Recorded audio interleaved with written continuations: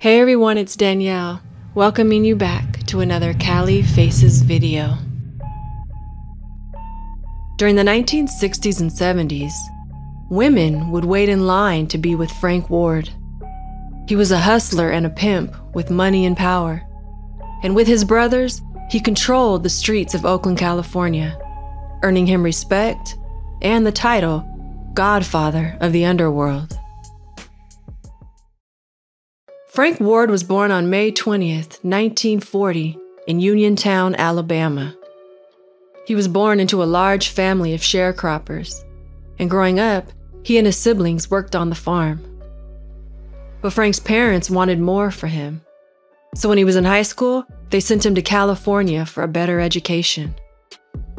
In school, Frank excelled in all his classes, and he was a star on the track team. But going to school kept him from making money. So in the 11th grade, he dropped out and started hustling in Los Angeles, selling jewelry on the streets with his 4 brothers who had moved to California before him. And for years, Frank made good money hustling. He had a girlfriend and welcomed his first son when he was 19. But eventually, the cops in Los Angeles started cracking down on crime, and hustlers were getting arrested. To avoid going to jail, guys from LA were taking their girlfriends up to Oakland, California to get into the pimp game. Oakland at that time was being recognized for being the birthplace of the Black Panther Party, founded by Huey Newton and Bobby Seale. But there was another side of Oakland, dubbed the Underworld, where the gangsters, drug dealers, and pimps were at, and streetwise businessmen would set up shops. A place where making money was the only thing that mattered. In 1964, Frank Ward found his way to Oakland's underworld and became a pimp. And pimping for Frank came easy. He was non-violent, charismatic, well-spoken, and charming. And women would ask to be with him. Within months, Frank had almost a dozen women living in his apartment and working for him. In fact, all of Frank's brothers moved to Oakland and became pimps. People started calling them the Ward brothers, and they took over the underworld. One of their territories was 7th Street in West Oakland.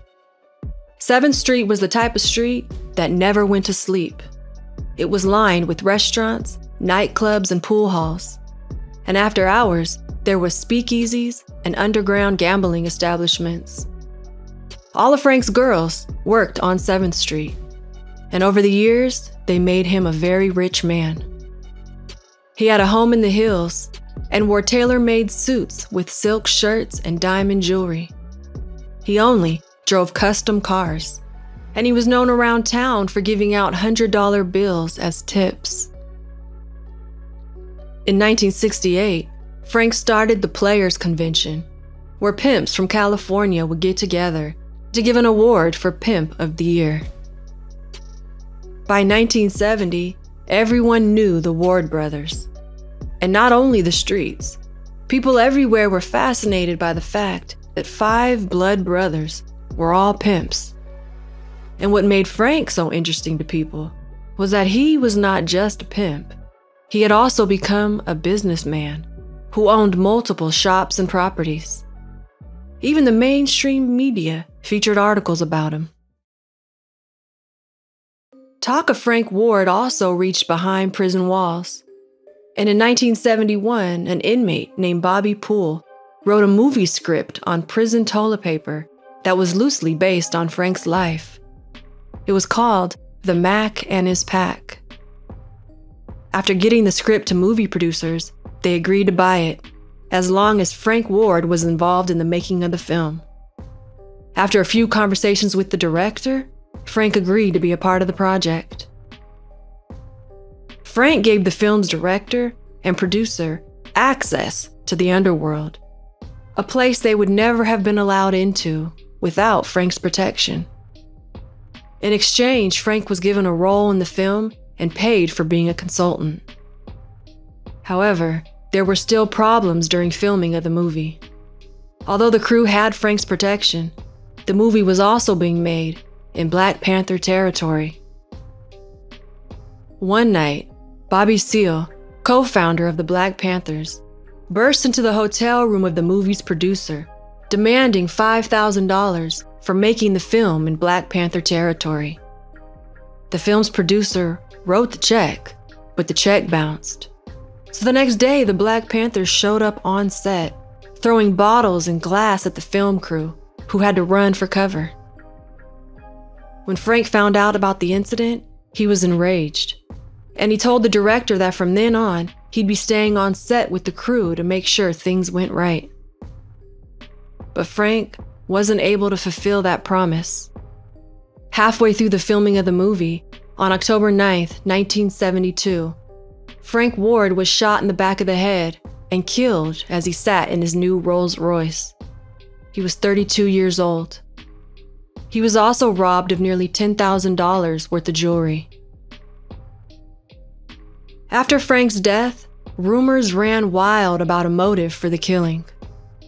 Many pointed the finger at Huey Newton, alleging that he had put a hit out on Frank Ward because of the conflict between the Black Panthers and the producers of the movie. This, however, was never proven. Other theories was that it was a drug deal gone bad, or a robbery brought on by Frank's flashy lifestyle. The theories were endless. Today, the murder of Frank Ward remains unsolved. The movie The Mac was released in 1973 and featured a tribute to Frank Ward in the opening credits. In a 2002 documentary about the making of the movie, the director Michael Campus and the main actor Max Julian spoke on the type of person Frank was, both agreeing that he could have been whatever he wanted in life. He was one of those kind of people. He was an extraordinary human being, you know. Frank could have been anything he wanted to be. But Frank Ward became a pimp. Well, you know I am. I'm gonna run my thing, you know. It's all about the money game with me. I do mine from Frisco to Maine. You know how that is. Right on. You gonna put it right on.